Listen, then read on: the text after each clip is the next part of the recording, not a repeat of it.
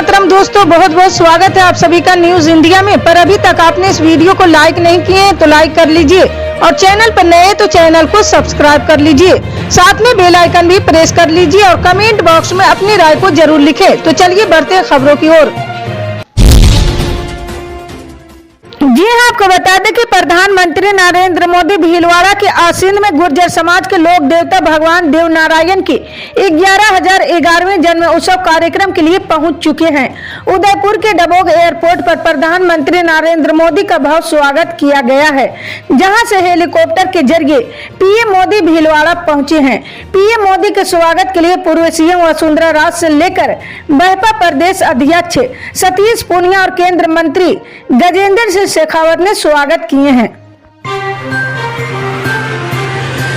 जी हाँ, आपको बता दें कि मध्य प्रदेश के मुरैना में शनिवार सुबह बड़ा हादसा हो गया, जिसमें एयरफोर्स के 2 लड़ाकू विमान सुखोई 30 और मिराज 2000 दुर्घटनाग्रस्त हो गए।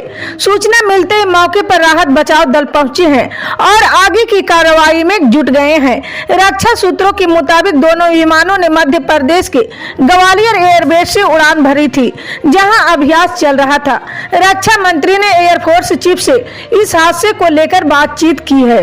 जी हां, आज तक से बातचीत में मुरैना के कलेक्टर ने जानकारी देते हुए बताया कि जेट विमान सुबह 5:30 बजे दुर्घटनाग्रस्त हो गए थे। दोनों पायलट सुरक्षित बाहर निकाले गए हैं। जी हाँ, आपको बता दें कि कांग्रेस अध्यक्ष मल्लिकार्जुन खड़गे ने भारत जोड़ो यात्रा में शामिल यात्रियों को समुचित सुरक्षा देने की मांग को लेकर केंद्रीय गृह मंत्री अमित शाह को चिट्ठी लिखी है। उन्होंने चिट्ठी में कांग्रेस पार्टी की तरफ से कई मांगे भी रखी है। खड़गे ने इस मामले में अमित शाह से व्यक्तिगत रूप से हस्तक्षेप करने की अपील की है और संबंधित अधिकारियों को पर्याप्त सुरक्षा प्रदान करने के लिए निर्देश जारी करने के लिए भी कहा है। बता दें कि शुक्रवार को जम्मू कश्मीर में सुरक्षा कारणों के चलते राहुल गांधी ने अपने भारत जोड़ो यात्रा को स्थगित कर दी थी। जी हाँ, खड़गे ने चिट्ठी में लिखा कि मैं आपको ये पत्र आज भारत जोड़ो यात्रा के दौरान दुर्भाग्यपूर्ण सुरक्षा चूक के संबंध में लिख रहा हूँ, जिसके बारे में आप पहले से ही जानते होंगे। राहुल गांधी की सुरक्षा व्यवस्था के प्रभारी सुरक्षा अधिकारियों की सलाह पर यात्रा को शुक्रवार को स्थगित करना पड़ा।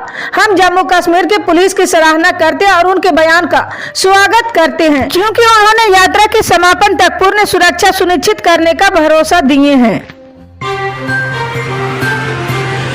जी हाँ, आपको बता दें कि किसान आंदोलन एक बार फिर सिर उठा रहा है। इस बार पश्चिमी यूपी की गन्ना बेल्ट मुजफ्फरनगर में किसानों का शक्ति प्रदर्शन हो रहा है। भारतीय किसान यूनियन के राष्ट्रीय टिकैत और नरेश टिकैत इस आंदोलन की अगुवाई कर रहे हैं।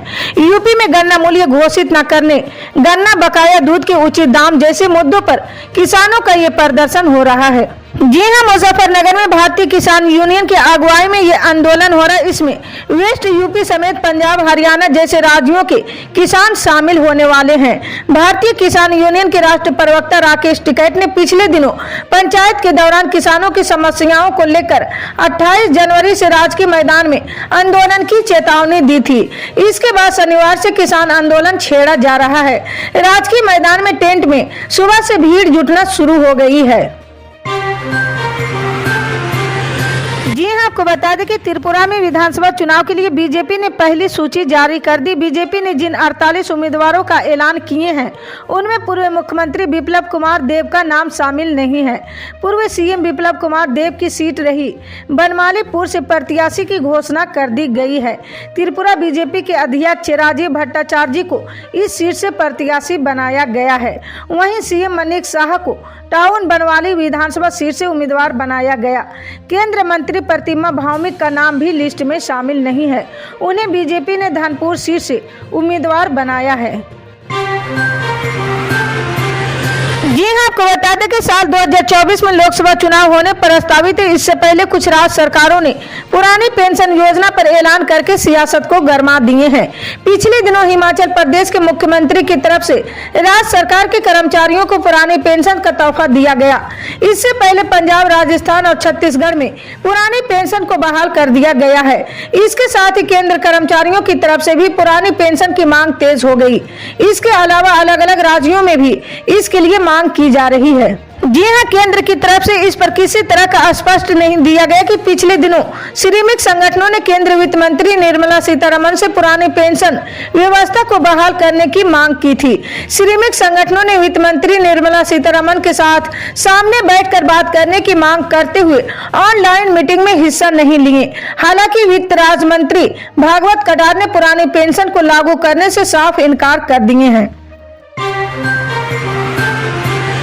जी हां, आपको बता दें कि देश में आज पेट्रोल डीजल के रेट में कोई बदलाव नहीं हुआ है और 4 प्रमुख महानगरों सहित अन्य शहरों में दाम स्थिर बने हुए हैं। सरकारी ऑयल मार्केटिंग कंपनियों ने रोज की तरह सुबह पेट्रोल डीजल के रेट जारी कर दिए हैं। जी हां, अंतर्राष्ट्रीय बाजार में कच्चे तेल के भाव आज गिरावट के साथ बने हुए हैं। ब्रेंट क्रूड के दाम $87 प्रति बैरल से नीचे आ गए और $86.66 प्रति बैरल पर कारोबार कर रहा है। वहीं WTI क्रूड $80 प्रति बैरल से नीचे है और $79.68 प्रति बैरल पर बना हुआ है। जी हां, आपको बता दें कि केंद्रीय स्वास्थ्य मंत्रालय के शनिवार के आंकड़ों के अनुसार भारत में कोरोना वायरस संक्रमण के मामले एक दिन में बढ़कर 93 हो गए हैं, जबकि सक्रिय मामलों की संख्या घटकर 1842 रह गई है। जी हां, कोविड मामलों की कुल संख्या 4.46 करोड़ है और मरने वालों की संख्या 5,30,739 है, जो कि सुबह 8 बजे अपडेट किया गया डेटा है। जी हां, स्वास्थ्य मंत्रालय की ओर से आज सुबह जारी आंकड़े के मुताबिक बीते 24 घंटे में देश में कोरोना संक्रमण के 93 नए केस सामने आए हैं। देश में कोरोना के एक्टिव केस की संख्या घटकर 1842 रह गई। पिछले 24 घंटे में एक्टिव केस की संख्या में 54 की कमी दर्ज की गई है।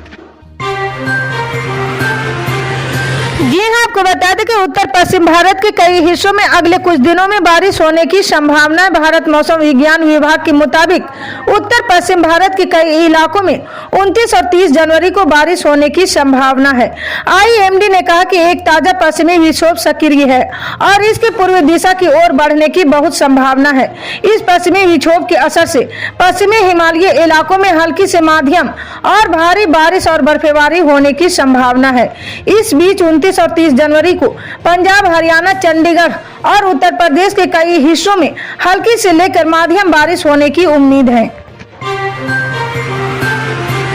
जी हां, आपको बता दें कि राजस्थान में गुर्जर वोटों को साधने के लिए कांग्रेस बीजेपी ने कोशिशें तेज कर दी। पीएम नरेंद्र मोदी के राजस्थान दौरे से पहले गहलोत सरकार ने बड़ा दांव खेलते हुए देव नारायण जयंती पर शनिवार को सार्वजनिक अवकाश का ऐलान किए हैं। इसके साथ ही MBC आरक्षण को नवी अनुसूची में शामिल करने की मांग कर गेंद केंद्र सरकार और बीजेपी की पाले में डाल दिए हैं। गुर्जरों के आराध्य देव नारायण भगवान के 11,011वें जन्मोत्सव पर पीएम मोदी शनिवार को भीलवाड़ा जिले के आसींद में स्थित मालाशेरी गुंडरी आ चुके हैं। जी हां, आपको बता दें कि रेलवे की आधिकारिक वेबसाइट पर सुबह 11 बजे तक के अपडेट के मुताबिक आज यानी 28 जनवरी 2023 को 334 ट्रेनों को पूरी तरह रद्द कर दिया गया है, जबकि 52 ट्रेनों को आंशिक तौर पर कैंसिल किया गया है। वहीं 18 ट्रेनों के रूट डाइवर्ट किए गए हैं और 26 ट्रेनों को रिशेड्यूल भी किया गया है। जी हां, इन ट्रेनों में दिल्ली, यूपी, बिहार, पंजाब समेत देश भर की विभिन्न राज्यों की पैसेंजर ट्रेनें, एक्सप्रेस गाड़ियां और स्पेशल गाड़ियां शामिल है। ऐसे में ट्रेन में सफर करने से पहले यात्रियों को सलाह दी जाती है कि कैंसिल ट्रेनों की लिस्ट जरूर चेक कर लें। सफर से पहले यात्री रेलवे हेल्पलाइन 139 के जरिए भी ट्रेनों से जुड़ी अपडेट ले सकते हैं। जी हां, आपको बता दें कि शिवसेना और वंचित विकास आघाड़ी के नेता प्रकाश अंबेडकर के साथ गठबंधन की घोषणा के 4 दिन भी पूरे नहीं हुए हैं और अनबन शुरू हो गई।